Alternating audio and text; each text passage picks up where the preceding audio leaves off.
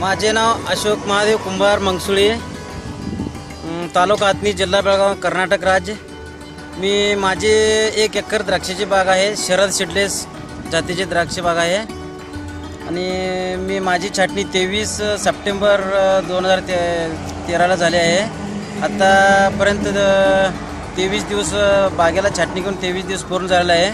21-22व्या दिवशी कळी डीप घेतले। कळी डीपमध्ये रॉयल स्मार्ट कंपनीचं डीप प्लस हे कळी डीपमध्ये वापरले, 1.5 मिली प्रमाणे वापरले।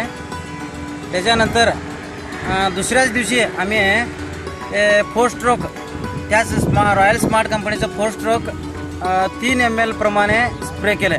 4 स्ट्रोक वापरल्या लगेच 2-3 दिवसामध्ये आम्हाला बागेमध्ये म्हणजे फरक दिसू लागला।